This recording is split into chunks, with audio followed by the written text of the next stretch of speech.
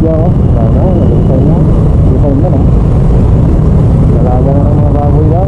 Ano na rin. Pati nga yung tao ko doon sa Matilin, nag-alaga na rin ng baboy. Pagod na rin. Yung mga tapos na kamo yung anak. Kaya ng ano. Tama na yan, daddy. Sabi daw sa ano. Kami naman. Bigyan ka na lang namin ng alagayin mong baboy.